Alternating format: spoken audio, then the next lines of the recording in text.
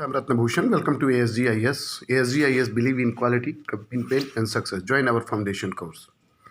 The missing piece in India's defense jigsaw puzzle. The missing piece in India's defense jigsaw puzzle. The country needs a clearly articulated white paper on its defense needs, which sets out its strategic concern.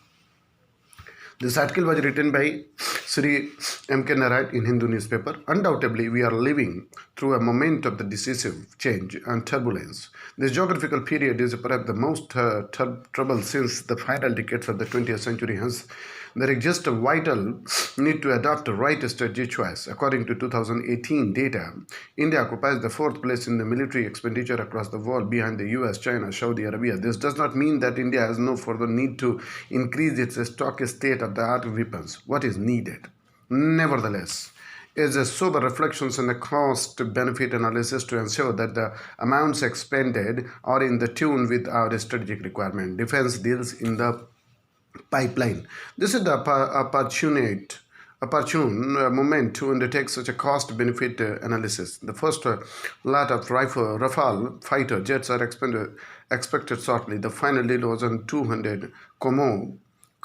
K-2226 light utility helicopter from the Russia is in advanced stage and expected to sign soon. In October 2018, India and Russia had signed a $5.4 billion mega deal for the S-400 Triumph air defense system. Under the contemplation today are yet another set of the high-value U.S. defense deals, including additional purchase of P-81 maritime reconnaissance aircraft and Apache attack helicopters. According to estimate, the total worth of the defense equipment purchased from the U.S. alone since 2007 is in region of $17 billion. On the eve of the U.S. President Donald Trump's visit to India, a further spurt in defense purchases anticipated. Speculation is rife that India and U.S. would sign a deal for the National Advanced Surface to Air Missile System NASAM second, intended as a part of the multi-layered missile cell to protect Delhi.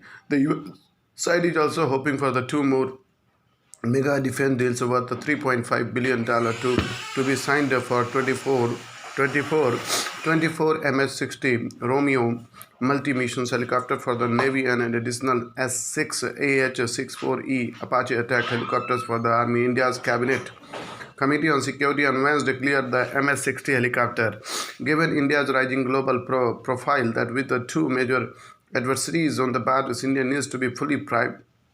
What is lacking in the defense jigsaw puzzle, however, is a well-considered and clearly articulated white paper on the India's defense need that sets out its strategic concern, how it is positioning itself to meet these challenges, and the putative cost of the meeting of the country's defense needs. Pakistan-China threats. Several nations undertake such a exercise in India. In India, exercises of this kind are sometimes undertaken, but they are suffer from a lack of the clarity and are restricted in scope. They contain vague references to the threat posed by China and Pakistan, but there is clearly more to India's defense need than exercises the military. Hagiography.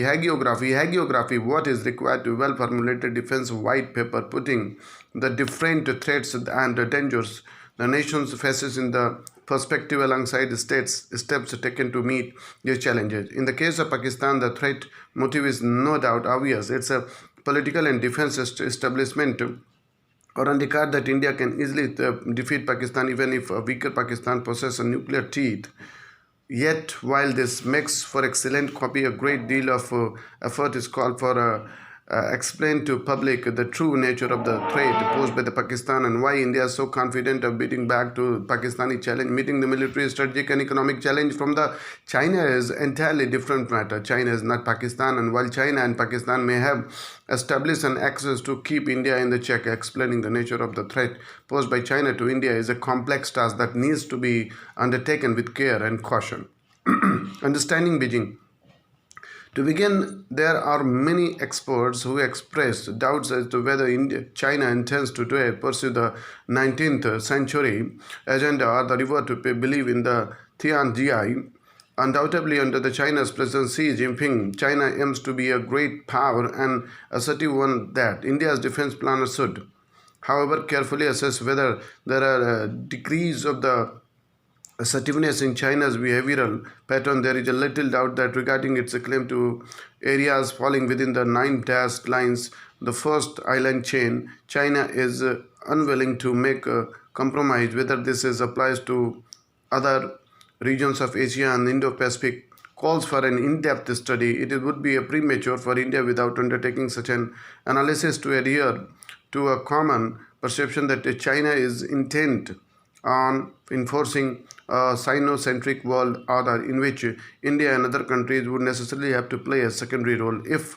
after undertaking such an analysis, it appears that China does not pose a direct threat to India's existence, notwithstanding the fact that India is a main rival in Asia's India's political strategy and military planners need to come up with a different set of the alternatives. In recent years, unfortunately, much of India's strategic thinking regarding China's aggressive behavior has been colored by that US and the West, though it is a proven fact that China has not used lethal military force abroad since 1980s. China Belt and the Road Initiative does convey an impression that China seeks to put itself at the center of the world. The speed with which many of the steps of progress, the BRI, are being taken again conveys on impression that China is intent on shrinking the physical and psychological distance between Europe and East Asia. This does not, however, necessarily mean that China is preparing to confront individual countries in Asia, such as India,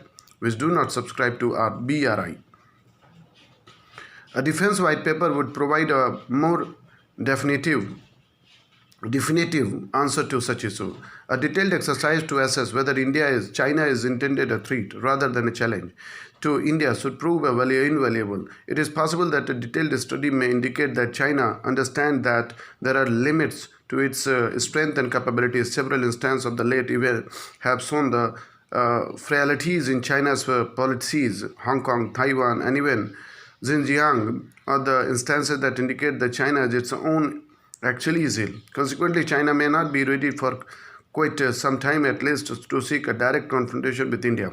A closer look at Beijing's political undertaking as a part of the defense white paper may also indicate that rather than a conflict-prone rule, China is more than intent and influence of the peddling one. This is important from India's point of view. Already there is one school of thought that believe that Beijing is better at converting its economic health into strategic influence rather than employing force beyond the certain prescribed areas. If this view is exposed by a defense white paper, then despite the vexed border dispute between India and China, the two countries could try and arrive at a subliminal understanding about the respective spheres of the influence. Today, one of India's major concerns is that China is attempting to intrude into its sphere of influence in South Asia and first and second constrict circles of India's interest areas such as Afghanistan and parts of West Asia. The defense white paper might well provide a strategic paradigm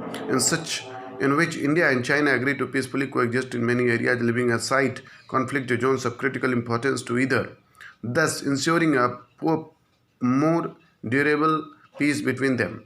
One other outcome that the defense white paper could attempt is whether China views geoeconomics as the primary arena of the competition today. China has invested heavily in artificial intelligence, robotics, and biotechnology, and perhaps India needs to be recognized that rather than blacklisting Chinese technology tech firms, which could prove counterproductive, there exist avenues for the cooperation, paving the way for the better state-to-state relations, a focus on domestic politics.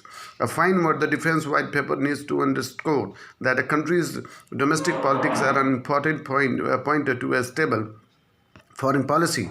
There would be different schools of the thoughts within our nation, but equilibrium needs to be maintained if it is not to be adversely impact a nation's foreign policies. Imperatives and impression that countries is facing internal strains could encourage an adversary to exploit our weakness. This is critical point that the defense white paper needs to lay strains on. So thank you very much to watch my program. Wish you all the best. God bless India.